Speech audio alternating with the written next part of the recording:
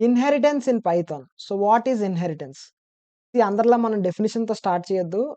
I will start with an example. ఎందుకంటే మీకు ఒక రోజు, 2 రోజులు గుర్తుండిపోయేలా చెప్పాలనుకోవట్లేదు. I want you guys to remember that definition or the concept of inheritance till your last breath. Okay. So, let's get started. Class A. Class A అని నాదొక class ఉంది. నేనిక్కడ మీకు ఎగ్జాంపుల్ చెప్దామని క్లాస్ నేమ్ ఏ అని పెట్టాను. బట్ ఎప్పుడు class name మీనింగ్‌ఫుల్‌గా ఉండాలి. For example it may be like employee, person, animal ఏదైనా అవ్వచ్చు. మీనింగ్‌ఫుల్‌గా ఉండాలి. ఇక్కడ నేను మీకు ఎగ్జాంపుల్ చెప్తున్నాను కాబట్టే క్లాస్ ఏ అని తీసుకున్నాను. బట్ క్లాస్ నేమ్ ఎప్పుడు మీనింగ్‌ఫుల్‌గా ఉండాలి. ఫైన్. సో, క్లాస్ ఏ అని ఒక క్లాస్ డిఫైన్ చేసి అందులోని ఏమంటంటే name equals to Teja, age equals to 20. అలాగే నేను ఇంకో క్లాస్ క్రియేట్ చేస్తాను. Class B. ఇందులో ఏముంటాయంటే name equals to Teja and age equals to 20 and then roll number equals to 160. So, నేనిప్పుడు 2 క్లాసులు క్రియేట్ చేశాను. మీరు బాగా అబ్జర్వ్ చేస్తే ఇక్కడ క్లాస్ ఏలోని నేమ్, ఏజ్ ఉన్నది. అండ్ క్లాస్ బిలో కూడా నేమ్, ఏజ్ అనేది ఉంది. సో, క్లాస్ బిలో మనం ఏం చేసాం? డూప్లికేట్ కోడ్ రాసాం. అంటే ఆల్రెడీ మన క్లాస్ ఏలో ఉన్నది. బట్ మళ్ళీ మనం దీన్ని క్లాస్ బిలో డిఫైన్ చేసాం. అలా బాగోదు గదా! సో, ఇప్పుడు ఈ డూప్లికేట్‌ని రిమూవ్ చేయాలంటే మనం దీన్ని ఈ క్లాస్‌లోని వాడాలి. That is the concept of inheritance.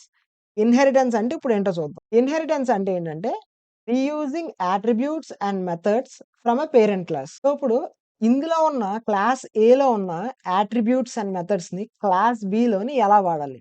We know inheritance అంటే ఏంటి? క్లాస్ ఏలో ఏదైతే అట్రిబ్యూట్స్ ఉన్నాయో క్లాస్ బిలో వాడాలి. దాన్నే ఇన్హెరిటెన్స్ అంటాం. But how do we do thought?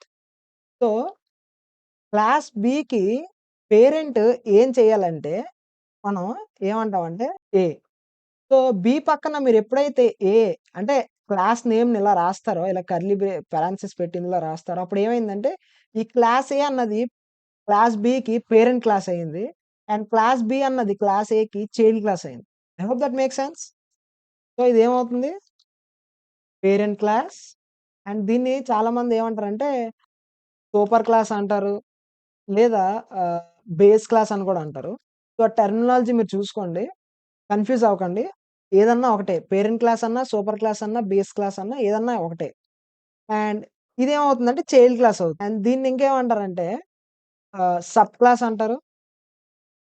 And also దీన్ని డిరైవ్డ్ క్లాస్ అని కూడా అంటారు.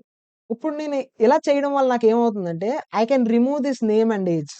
ఈ నేమ్‌ని, ఏజ్‌ని రిమూవ్ చేసేస్తాను. దేనికి రిమూవ్ చేసేసాను? బికాస్ క్లాస్ బిలో నేను క్లాస్ ఏలో ఏవైతే అట్రిబ్యూట్స్ ఉన్నాయో అవన్నీ వాడగలను కాబట్టి. అవి ఎలా వాడాలో అనేది మీకు చూపిస్తాను చూడండి.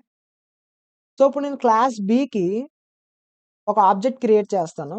బి1 బి అని. సో, ఇప్పుడు క్లాస్ బికి మనం ఒక ఆబ్జెక్ట్ క్రియేట్ చేసాం. అండ్ ఇప్పుడు నేనేమంటానంటే ప్రింట్ బి1 డాట్ నేమ్. మీరు అబ్జర్వ్ చేస్తే క్లాస్ బిలోని మనకి నేమ్ అనే అట్రిబ్యూటే లేదు. అది క్లాస్ ఏలో ఉంది. దట్ ఈస్ పేరెంట్ క్లాస్‌లో ఉంది. And when I execute it చూసారా? తేజ అనొచ్చేసింది.